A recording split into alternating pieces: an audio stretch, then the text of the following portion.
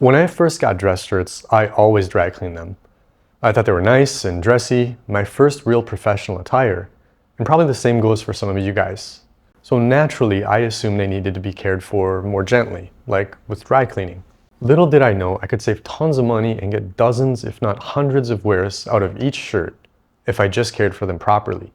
And that's exactly what I'm going to share with you guys today. I learned this the hard way when I got my first corporate internship at Target headquarters. This was in Minneapolis. Picture this, 2004, 20-year-old me, fresh internship offer, fancy downtown office building on a high floor. I felt so grown up, so mature. So the first thing I did when I got that offer, I hit the mall. I bought some dress shirts. Now this was the early 2000s, way before e-commerce was a thing. Just me wandering department stores trying to look professional. At that time, I also wore an undershirt with my dress shirts, which is a big no-no, and I'll explain why later. But I didn't want to get them too dirty or sweaty because I tried to get a couple of wears out of each shirt before sending them to the dry cleaners. I was an intern, I had to save where I could. But here's where I screwed up. I sent every shirt to the dry cleaner, every single one. So at an average cost of $5 per shirt and one per day of the week on a work week, that's $100 a month. That's over $1,000 a year. Now come to think of it, those shirts were probably some sort of cotton blend with plastic buttons, machine made with high tension stitching.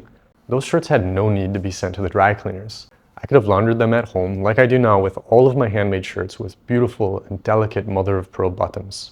But how do I get dozens if not hundreds of wears out of each shirt while saving thousands on dry cleaning? Today I'm going to walk you through my complete process for laundering shirts at home, plus my ironing techniques that make any shirt look professionally pressed. I'll share the tips and tricks that make the process much easier, ensuring you don't ruin anything. And I'll cover the important do's and do nots. The techniques that I'm about to share with you will not only save you hundreds of dollars at the dry cleaners, but they'll help you appreciate your nice dress shirts so you can wear them more frequently without worrying about getting them too dirty or being too delicate with them.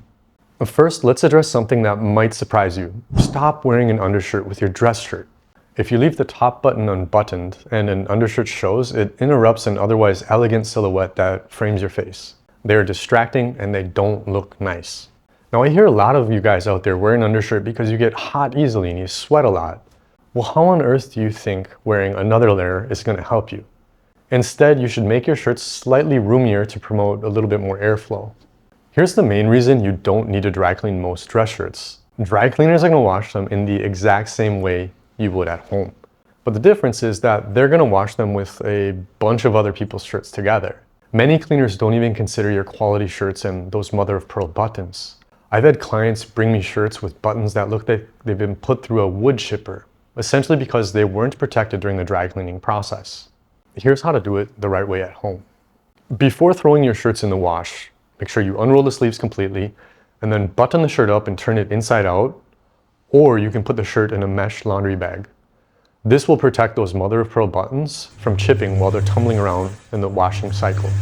I tend to wash light colors with light colors and put multiple shirts in one mesh laundry bag without it being packed too tight.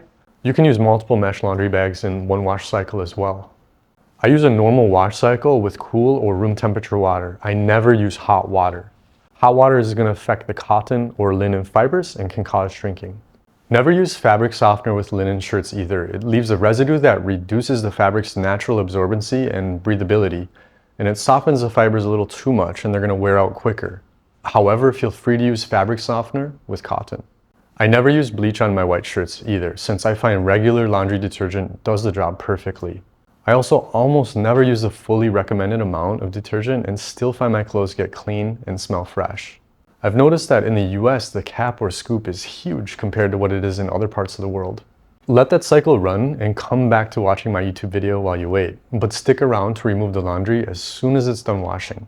Otherwise, those wrinkles are going to set in stronger and make it a little bit more difficult to iron. Here's what you absolutely must not do. Do not put your shirts in the dryer. They will inevitably shrink and the buttons will chip while tumbling around. Instead, just drape them on a hanger and shake them out a bit. Let them hang dry. While they're hanging, some of those wrinkles will actually naturally drape out on their own. I found there's two types of guys when it comes to ironing. One who irons all of his shirts as part of laundry day, stores them away, and they're good to go for the week. Then there's the guy who lets them dry, then hangs them all in the closet, and irons each one individually on the day he wears them. I'm not going to pass judgment on which type of guy you are, but I'll let you guess which one I am. There are also guys who either hang their shirts or fold them and tuck them in the drawer. I'd love for you guys to share in the comments, do you iron all of your shirts on laundry day, or do you iron them on the day you wear them? And also I'm curious, do you hang your shirts or do you fold them and tuck them in a drawer? Please let us know and share in the comments, because there's no real right or wrong way of doing it. But I'm curious, maybe there's some best practices you guys could share with the rest of us. And while you're at it, please do me a favor and hit that like and subscribe. And if you find this video useful so far, save this video so you can easily access the upcoming ironing tutorial in case you need it later. Ironing doesn't have to feel like a chore, and there are ways to make it a little bit easier. In fact, I find the whole process quite satisfying, almost like meditation. It's something I now do without much thought. I even put the iron and ironing board away by habit, and that makes my wife really happy. Now, if you just washed your shirts and they're hang drying, iron them when they're about 90% dry, when they're still a little bit damp. This is going to make ironing much easier. But if your shirt is completely dry, take a water bottle and just spritz it with some water. While that absorbs the water, cotton and linen fibers have a very high tolerance for heat, unlike wool, silk, or polyester blends. So you can use the cotton linen setting on the iron, which is usually the hottest setting, but do check on your clothing tags on the iron to make sure you're using the proper heat setting. By the way, when I'm ironing, I also always use a steam setting. Makes the job a little bit easier. Now, that's absorbed the water I just spritzed on it, and I'm going to turn the shirt inside out.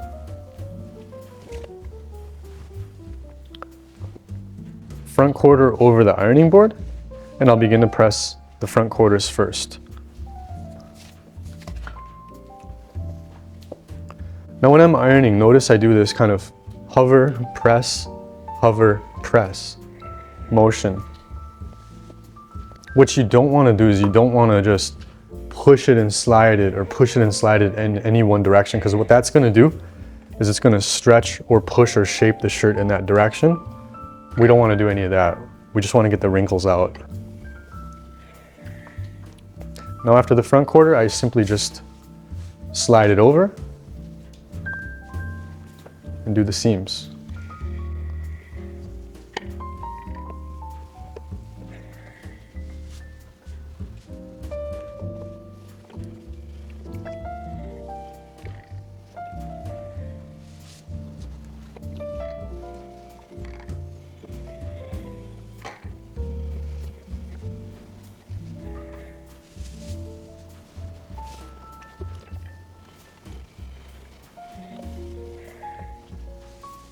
And then now back, we rotate it to the other front quarter of the shirt.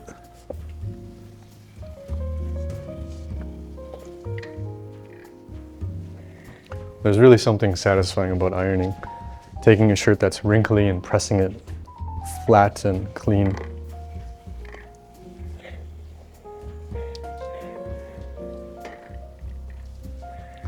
Now next I do the shoulder by draping that over the points of the ironing board and pressing out the shoulders.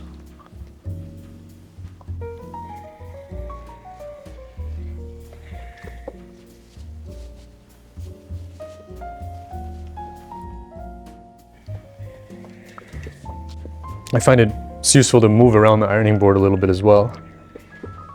Next I'll do the sleeves by putting one hand inside the sleeve and kind of finding the top shoulder point and laying it flat on the ironing board. There's a bottom seam here, so you can just lay it flat and pull any of those creases under the shirt out so it doesn't wrinkle the underside. Some people like to make a crease down the top of the sleeve, and if you like to do that, just go ahead and press it. Next, what I'll do is the cuff.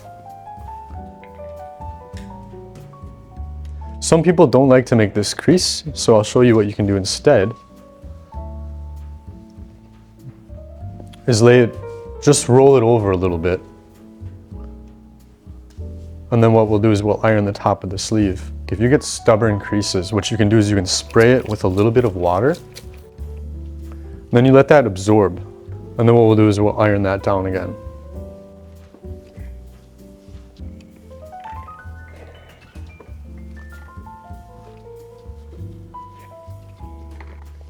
And then with that method, you won't have the crease on the top of the sleeve. So when you do one sleeve, you just flip it over and do the other one.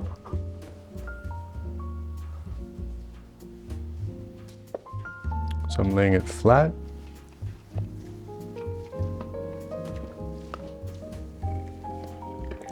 So sometimes the shirt does fall off the ironing board, or if it does slide off, just put it back on, and sometimes I just lean up against it, which helps it from sliding off and sliding down. So we'll just do that again. I've got a little bit of a crease here again, so a little bit of water helps get the wrinkles out. And same thing. So this one I'm not going to iron the crease on the top of the sleeve. So I've ironed the biggest part of the sleeve, and what I'm going to do is just readjust it down like that. Some people use fancy little tools that they shove inside the sleeve to then press the top, but this method you don't need any extra tools. Just spray bottle, iron, and ironing board. Makes the job very easy. And then I'll iron the cuffs just like that. And I do the collar last. So with the collar, as I said, you don't want to push and press too hard when ironing, but the exception is with the collar. And the reason being is because we want a little bit of that extra allowance in the back of the collar. So what I do here is I press from the collar point to the center, collar point to the center, leaving a little bit of extra fabric here.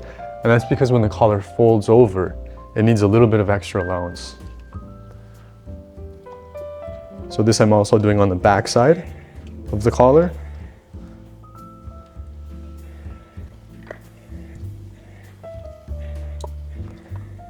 And again, that extra allowance is when it folds over and turns around, you need a little bit of extra. The shirt is essentially done. Flip it right side out, and you're good to go. Here's one important tip about ironing your shirts. Remember that the second you put this shirt back on and tuck it in, the cotton's inevitably going to crease a little bit and wrinkle. It's going to wrinkle on the inside of the elbows where you tuck it in and naturally with your body movement. Embrace this and accept it. Don't fight it. Otherwise, it's going to drive you mad. I've gotten a little bit used to this reality, so when I iron shirts, if there's a small crease I didn't get out at the hem or somewhere, I kind of let it go. I'm going to put this on and it's going to crease right away anyways. But I do like to make sure that the collar and the front panels look crisp. Those are the parts that people are going to see. Many of us are led to believe by marketers that high thread count fabrics are better. But when it comes to ironing your shirt, I'm going to argue that all day long. The higher the thread count, the finer the staple, and the more stubborn and fussy those wrinkles are going to be to get out. So what's more important is the staple length. Personally, I found long staple cotton is a little bit easier to press and tends to last longer since it can withstand a little bit more rubbing and friction around the collars and the cuffs. Shorter staples are naturally going to just fray a little quicker since there's less structure among the twisted yarns. Single-ply plain weave fabric, often called poplin in the shirting world, will be more breathable than a two-ply twill weave. But poplin is a little bit fussier and wrinkles a little bit more easily than a two-ply twill weave. This is mainly because a single-ply has less structure and less contact with the other woven yarns, making it more breathable, which is great, and a lighter fabric. Poplins also come in a two-ply, so just keep an eye open for those, as they're going to be a little bit more structure in them and they're going to wrinkle a little bit less easily.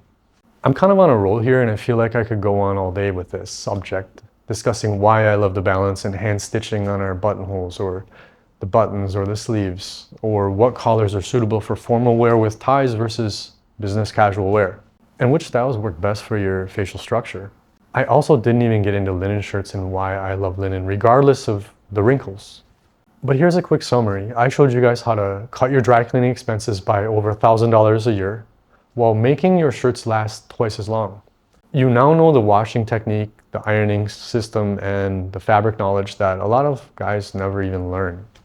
But there's something I didn't mention at the start of this video. Everything I just taught you about shirt care will work best when you have quality shirts that respond well to proper care.